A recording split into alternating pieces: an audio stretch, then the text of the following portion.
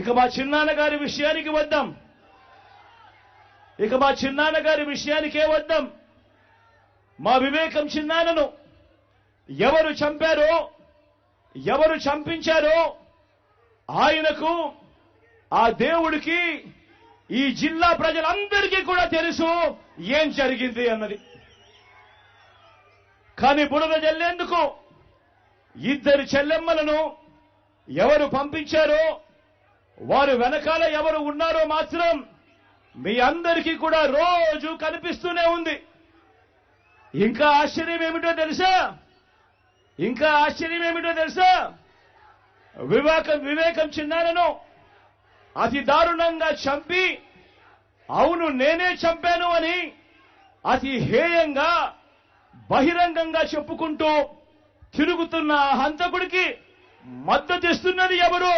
మీరే రోజు చూస్తున్నారు కదా అని అడుగుతా ఉన్నాను.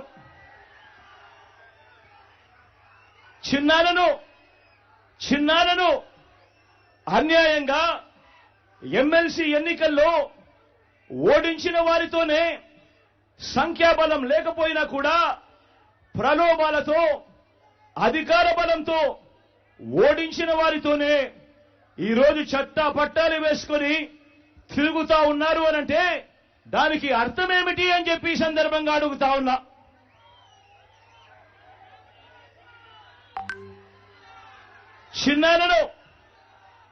చిన్నాన్నకు రెండో భార్య ఉన్న మాట వాస్తవం అవునా కాదా? ఆ రెండో భార్యతో తనకు సంతానం ఉన్న మాట వాస్తవం అవునా కాదా? అవినాష్ అక్కడికి ఎవరు ఫోన్ చేస్తే వెళ్ళాడు వంటి అనేక ప్రశ్నలు అవినాష్ తన అనేక ఇంటర్వ్యూస్ లో, తన ప్రెస్ కాన్ఫరెన్స్ లో తాను లేవనెత్తిన ప్రశ్నలు సహేతుకమే కదా అని చెప్పి ఎవరైనా అవినాష్ వైపు ఎవరైనా మాట్లాడితే చాలు వెంటనే వారి మీద కూడా అడ్డగోలు ఆరోపణలు చేస్తూ కుట్ర రాజకీయాలు చేస్తా ఉండడం ధర్మమేనా అని చెప్పి ఈ సందర్భంగా ప్రతి ఒక్కరిని కూడా అడుగుతా ఉన్నా. ఆలోచన చేయమని చెప్పి ప్రతి ఒక్కరిని కూడా అడుగుతా ఉన్నా. ఇలా చిన్నాన్నను ఓడించిన వారిని గెలిపించాలని తిరగడం కంటే దిగజారుడు రాజకీయాలు ఎక్కడైనా ఉంటాయా అని చెప్పి ఈ సందర్భంగా అడుగుతా ఉన్నా. మరో వంక కాంగ్రెస్ పార్టీకి ఓట్లెన్నొచ్చాయి.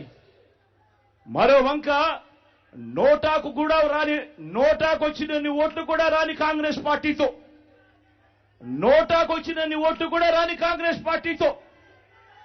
రాష్ట్రాన్ని విడగొట్టిన కాంగ్రెస్ పార్టీతో, ప్రత్యేక హోదాను విభజన చట్టంలో చేర్చకుండా